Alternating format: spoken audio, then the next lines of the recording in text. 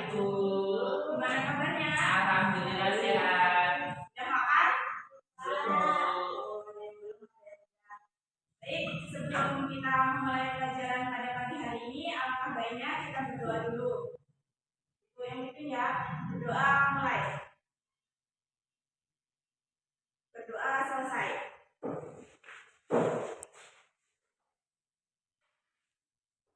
Ada yang tidak berangkat? Ada, Bu. Siapa? Bu Ibu. Apa? Sakit atau? Sakit perut katanya. Oh iya.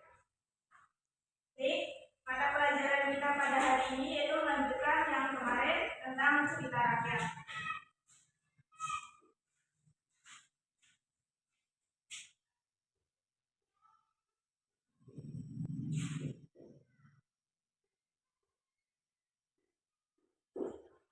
Ada yang tahu apa itu cerita rakyat?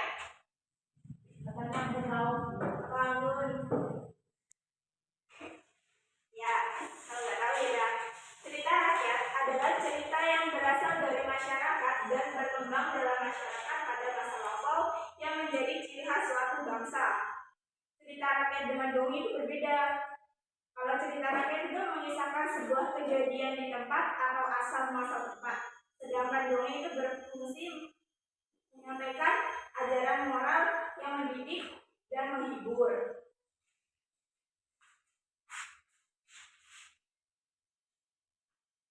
Apakah kalian sudah pernah melihat atau mendengar cerita rakyat? Sudah, Bu. Di mana biasanya kalian mendengar? Di handphone, di buku cerita rakyat. Contoh cerita rakyat yang pernah kalian dengar itu tentang apa? Bawang merah, Bang. Ya, betul. Yang akan kita bahas pada hari ini yaitu cerita tentang bawang merah dan bawang putih. Pasti sudah tidak asing lagi kan? Ya, Bu. Baik. Ini Ibu akan membagikan fotokopi.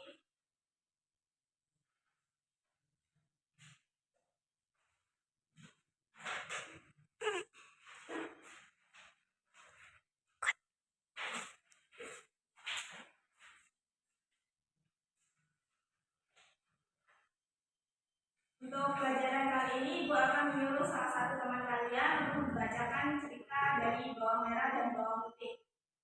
Coba silakan ambil maju ke depan untuk membacakan bawang merah dan bawang putih.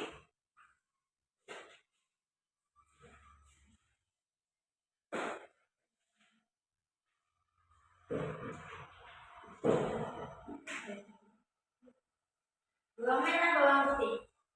Di desa Dadapan tinggallah seorang janda bersama dua anak gadisnya. Mak janda Dadapan begitu orang desa menyebutnya. Anak kandung mak janda bernama bawang merah, sedangkan anak tirinya bernama bawang putih. Perlakuan mak janda terhadap kedua gadis itu sangat berbeda. Terhadap bawang merah, anak kandungnya, mak janda sangat memanjakan segala keinginan pasti dituruti. Terhadap bawang putih anak tirinya, mak janda sangat kejam. Semua pekerjaan rumah dilimpahkannya pada bawang putih. Setiap hari bawang putih bekerja keras. Sedikit saja membuat kesalahan, ia pasti dimarahi oleh mak janda. Sudah, Bu? Ya. Cerita yang dibacakan sama kalian itu sudah bagus, tapi kurang gimana ya, tanda titiknya tuh tidak dibaca. Ini Ibu akan mencontohkan gimana cara membacanya supaya nanti kalian berpikiran. Bawang merah dan bawang putih. Di desa Dadakan tinggallah seorang janda bersama dua anak gadisnya, mak janda Dadakan. Begitu orang desa menyebutnya. Anak kandung mak janda bernama bawang merah, sedangkan anak tirinya bernama bawang putih. Perlakuan mak janda terhadap bawang merah akan mak janda sangat mengajaknya. Segala keinginan pasti dituruti terhadap bawang putih dan anak tirinya. Mak janda sangat kejam. Semua pekerjaan rumah dilimpahkan pada bawang putih. Setiap hari bawang putih bekerja keras, sedikit saja membuat kesalahan pasti dia dimarahi oleh mak janda. Pada suatu hari bawang putih mencuci baju di sungai. Karena baju yang dicucinya banyak, dia tidak tahu kalau ada salah satu baju yang hanyut. Mak janda marah besar. Tanpa ampun, mak janda memukul bawang putih dengan sebatang rotan. Tak hanya itu, mak janda memerintahkan bawang putih untuk mencari bajunya saat itu juga, meskipun tubuh bawang putih luka-luka akibat pukulan.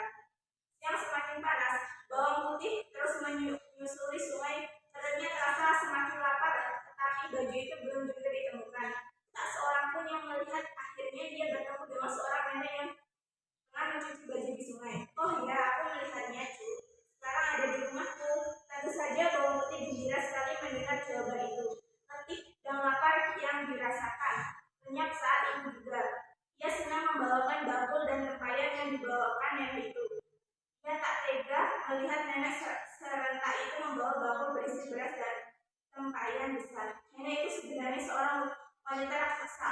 Orang-orang sekitar hutan menyebutnya Nini Buto Ijo. Sampainya di sana, barulah Bawang Putih sadar bahwa nenek itu seorang wanita raksasa.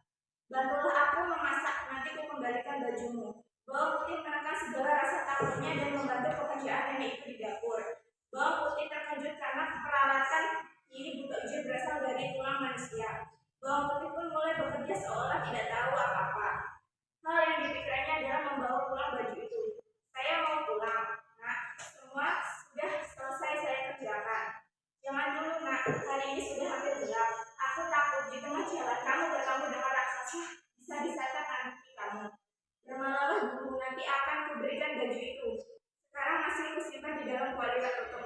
Lagi-lagi ketakutan menyerang Bawang Putih. Ia takut kalau sampai disantap raksasa. Semalaman ia tak bisa tidur. Pagi-pagi benar, Nini Buto Ijo membuka tutup kuali itu. Baju yang hancur itu diberikan kepada Bawang Putih. Sebagai upah, Bawang Putih diberi labu. Sebelum Bawang Putih pergi, nenek itu berpesan agar labu tersebut tidak dibuka di perjalanan. Dengan gembira, Bawang Putih sampai di rumah, baju dan labu itu diserahkan pada Mak Janda.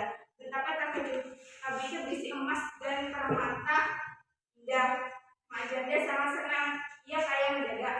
Melihat apa yang dialami Bawang Putih, Bawang Merah berniat melakukan hal yang sama. Setelah disetujui Mak Janda, Bawang Merah kemudian menghanyutkan salah satu bajunya oleh Nini Buto Ijo. Bawang Merah juga meminta membantu Nini memasak. Begitu melihat ala-ala dapur nenek itu, Bawang Merah ketakutan. Ia tak mau bekerja. Nini Buto Ijo sangat jengkel. Disuruh Bawang Merah pulang dan diberi sebuah labu. Dengan gembira, Bawang Merah pulang ke rumah.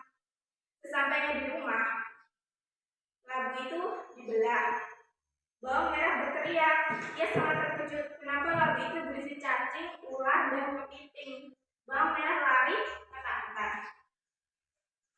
Ibu sudah mencontohkannya. Sekarang ibu akan menyuruh teman kalian untuk bergantian membacanya.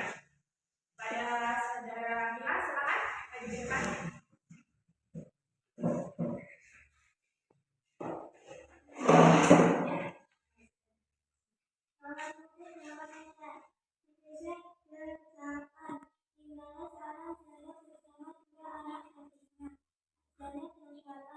Begitu orang desa mengenalnya, anak kandung Mak Janda bernama Bawang Merah, sedangkan anak istrinya bernama Bawang Putih. Perlakuan Mak Janda terhadap kedua gadis itu sangat berbeda. Terhadap Bawang Merah, anak keduanya, Mak Janda sangat memaksakan segala keinginannya pasti dituruti. Terdapat Bawang Putih, anak tirinya. Mak Janda sangat kejam.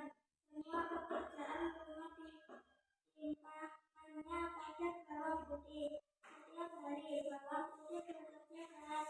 Sedikit saja membuat kesalahan, ia pasti dimarahi oleh Mak Janda.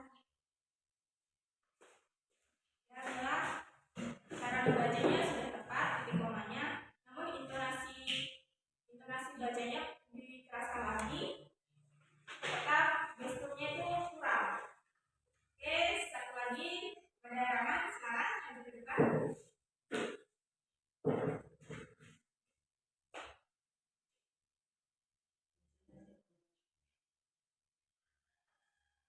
Bawang Putih, Bawang Merah. Di desa Dadapan tinggallah seorang janda bersama dua anak gadisnya. Maka janda Dadapan begitu orang desa menyebutnya. Anak kandung Mak Janda bernama Bawang Merah, sedangkan anak tirinya bernama Bawang Putih. Perlakuan Mak Janda terhadap kedua gadis itu sangat berbeda. Terhadap Bawang Merah, anak kandungnya, maka janda sangat memanjakan segala keinginannya pasti dituruti. Terhadap Bawang Putih, anak tirinya, maka janda sangat kejam. Semua pekerjaan rumah dilimpahkannya pada Bawang Putih. Setiap hari Bawang Putih bekerja keras. Sedikit saja membuat kesalahan, ia pasti dimarahi oleh Mak Janda. Pada suatu hari, Bawang Putih mencuci baju di sungai. Karena baju yang dicucinya banyak, ia tidak tahu kalau ada satu baju yang hanyut. Maka Janda marah besar. Tanpa ampun, Mak Janda memukuli Bawang Putih dengan sebatang rotan. hanya itu, mak janda memerintahkan bawang putih untuk mencari bajunya. Saat itu juga meskipun tubuh bawang putih luka-luka akibat pukulan. Terima kasih Bu. Ya, terima kasih. Oke, di sini cara membaca nama itu sudah benar, titik-komanya dan suaranya juga sudah lantang, strukturnya juga sudah ada, ya cukup bagus. Pesan moral yang dapat kita ambil dari cerita rakyat bawang merah dan bawang putih, apakah ada yang tahu pesan apa yang dapat kita petik dari cerita tersebut? Tidak ada Bu, mungkin Ibu mau menjelaskan. Ada. Menurut Ibu, pesan moral yang terkandung dalam cerita rakyat bawang merah dan bawang putih adalah orang yang berbuat jahat dan serakah akan mendapat ganjaran yang setimpal. Jadi jangan sekali-kali kita berbuat serakah dan jahat kepada orang, karena pada suatu hari nanti pasti akan ada balasannya untuk kita sendiri. Oke, pertemuan kali ini cukup, materinya juga sampai di sini saja.